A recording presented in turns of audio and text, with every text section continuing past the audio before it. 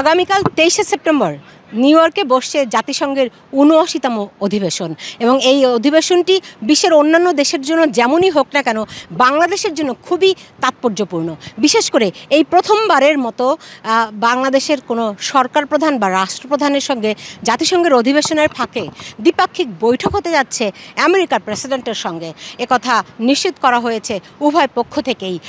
24শে September বৈঠক করবেন president Biden এবং প্রধান উপদেষ্টা ডক্টর ইউনূস। তারা দ্বিপাক্ষিক বিষয়ে আলোচনা করবেন। গত 15 বছরে আওয়ামী লীগ সরকারের আমলে বেশ কয়েক দফা নানানভাবে উদ্যোগ নিয়েও এরকম একটি বৈঠক তারা করতে পারেনি। এমনকি তার আগের সরকারগুলো বিশেষ করে খালেদা জিয়ার নেতৃত্বাধীন বিএনপি সরকারও বিভিন্ন সময় চেষ্টা করেও তা করতে পারেনি।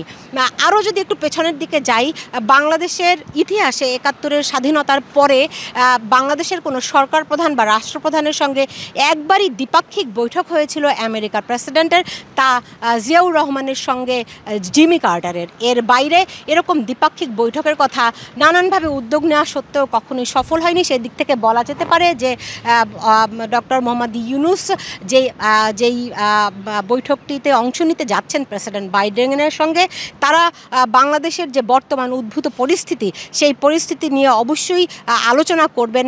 আমরা জানি যে আমেরিকা অত্যন্ত গুরুত্বের সঙ্গে বাংলাদেশের পরিস্থিতি পর্যবেক্ষণ করছে। 8ই আগস্ট প্রধান উপদেষ্টা ডক্টর মোহাম্মদ ইউনূস তিনি দায়িত্ব নেয়ার পরে একটি উচ্চ পর্যায়ের প্রতিনিধি দল, আমেরিকার একটি প্রতিনিধি দল কিন্তু এরই মধ্যে বাংলাদেশ সফর করে এসেছে। তারা খুবই গভীরভাবে বাংলাদেশের পরিস্থিতি পর্যবেক্ষণ করছে এবং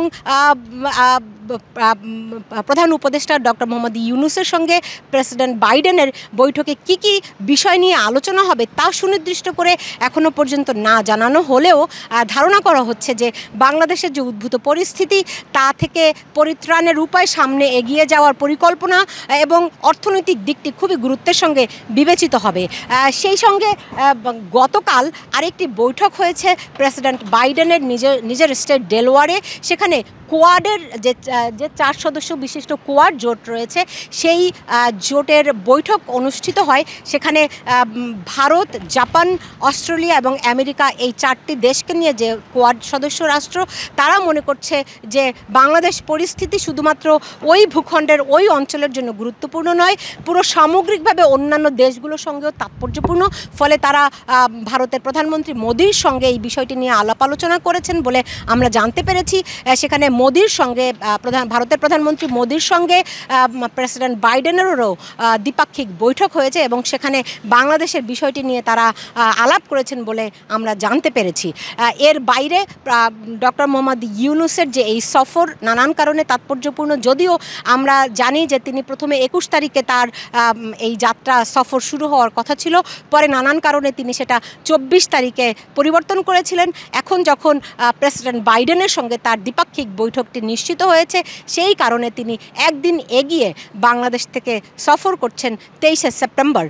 ফলে বিষয়টি খুবই তাৎপর্যপূর্ণ। এর বাইরে প্রধান উপদেষ্টা 27 সেপ্টেম্বর জাতিসংঘে ভাষণ দেবেন, এটিও খুব গুরুত্বপূর্ণ। এর বাইরে প্রধান উপদেষ্টা আরও বেশ কয়েকটি কর্মসূচি রাখা হয়েছিল যা বাতিল করা হয়েছে সময়ের অভাবে।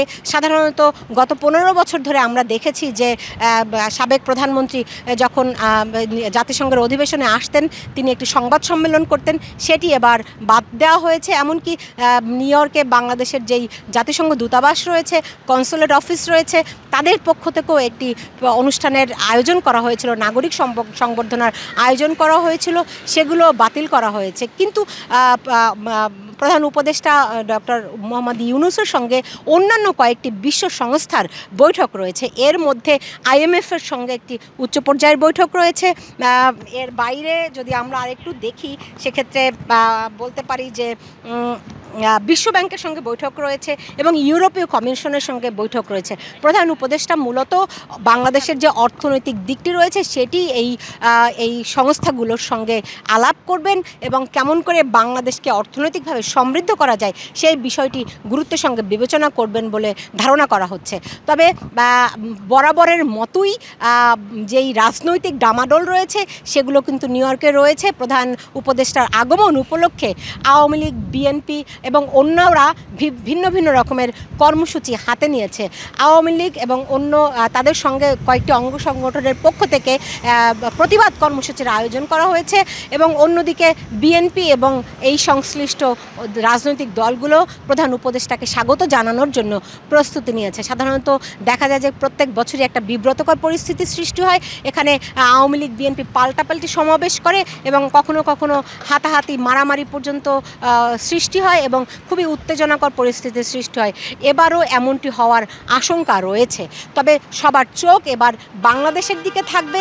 বাংলাদেশের প্রধান উপদেষ্টা তার ভাষণে কি বলেন সেটির দিকেও কিন্তু নজর থাকবে। আমরা এর মধ্যে জানতে পেরেছি প্রধান উপদেষ্টা যে ছাত্র জনতার যে বিপ্লব হয়েছে সেটির সামগ্রিক দিকটি এবারে তার ভাষণে তুলে ধরবেন এবং তার ভাষণে বাংলাদেশের অর্থনীতি কোন দিকে এগুচ্ছে, বিশ্ব সংস্থা এবং বিশ্ব অন্যান্য দেশগুলোর সহযোগিতা তিনি কামনা করবেন বলে আমরা জানতে পেরেছি। এর বাইরে জাতিসংঘের এই ৭৯তম অধিবেশন উপলক্ষে নিউ ইয়র্কে কয়েক স্তরের নিরাপত্তা ব্যবস্থা নেওয়া হয়েছে। আমি যদি আপনাদেরকে দেখাই যে চতুর্দিক দিয়ে ঘিরে রাখা হয়েছে এবং কয়েক স্তরের বিভিন্ন রাস্তা বন্ধ করে দেওয়া হয়েছে। আমরা জানি বছরের এই সময়টিতে বিশ্বের সব সরকার প্রধান রাষ্ট্রপ্রধান এখানে এই আসরে সমবেত হন। এর চেয়ে বড় আসর পৃথিবীতে আর নেই। ফলে বছরের এই কটি দিনের জন্য নিউ ইয়র্ক সর্বোচ্চ সতর্ক অবস্থায় থাকে। আপনারা দেখতে পাচ্ছেন কত রকমের পুলিশি নিরাপত্তা তারা নিয়েছে।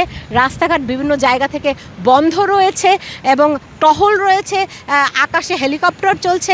সব কিছু মিলিয়ে বলা যেতে পারে যে নিরাপত্তার চাদরে ঢাকা রয়েছে নিউ ইয়র্ক। বিশ্ব দরবারে কি আলোচনা হয় এবং প্রধান উপদেষ্টা এখানে কি তুলে ধরেন। Sultana Rahman, new York Bangla, new York.